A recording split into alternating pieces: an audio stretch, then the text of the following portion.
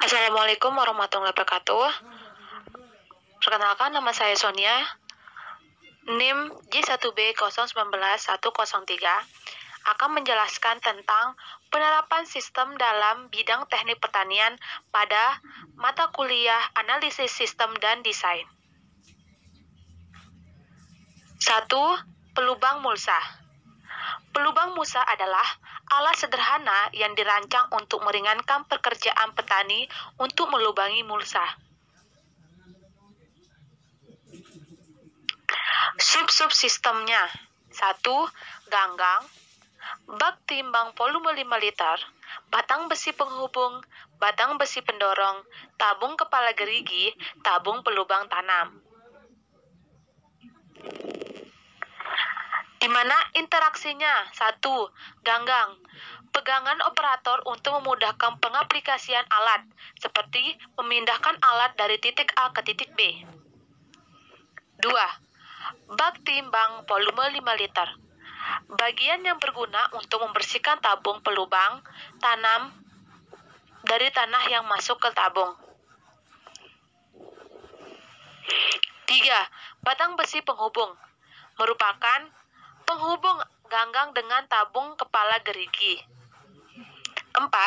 Batang besi pendorong, digunakan untuk mendorong bak timbang untuk mengeluarkan tanah yang masuk ke tabung pelubang mulsa serta membantu pelubang mulsa atau peberat untuk pemicu lubang.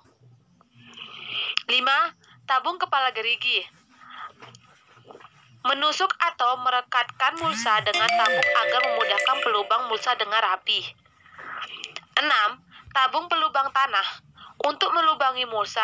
Tabung ini berada di tengah antara tabung kepala gerigi dengan bak timbang. Pada tabung pelubang tanam terdapat kepala tabung yang tajam yang berfungsi untuk melubangi mulsa.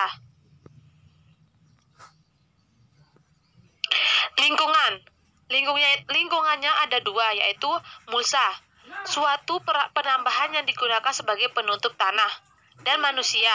Manusia berfungsi sebagai operator pengaplikasian alat pelubang mulsa. Tujuan dari alat itu untuk menjaga kelembapan tanah, menekan volume gulma dan penyakit, dan menghindari percikan air hujan yang langsung ke permukaan tanah yang mengakibatkan erosi. 2. Mesin pencacah sampah. Mesin pencacah sampah merupakan mesin yang digunakan untuk mencacah sampah organik maupun sampah anorganik.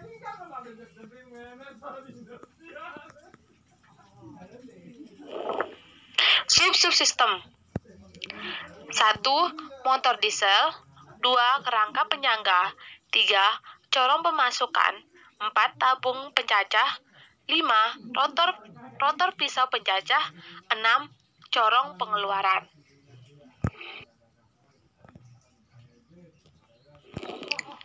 Interaksi dari mesin pencacah sampah, yaitu motor diesel sebagai sumber penggerak mesin. Kerangka penyangga berfungsi untuk menahan untuk bagian-bagian lain, menahan mesin agar tidak mudah tergeser apabila mesin dihidupkan dengan RPM yang lebih tinggi. Corong pemasukan berfungsi sebagai tempat atau saluran pemasukan sampah untuk dicacah. Tabung pencacah berfungsi sebagai tempat pencacah sampah, pencegah sampah keluar pada saat dicacah, dan sebagai dudukan pisau diam. Rotor pencacah berfungsi sebagai mata pisau atau alat yang digunakan untuk mencacah sampah-sampah menjadi bagian yang terkecil.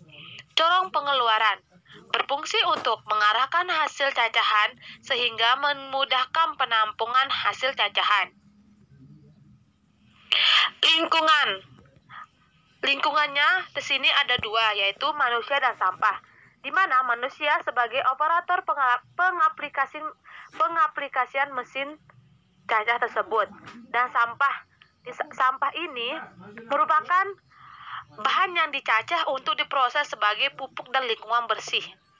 Tujuan dari adanya mesin pencacah sampah ini yaitu mengurangi pencemaran lingkungan, 2. Memanfaatkan sampah organik sebagai pupuk organik.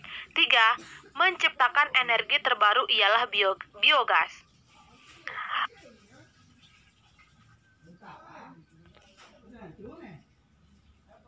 Sekian dari presentasi saya.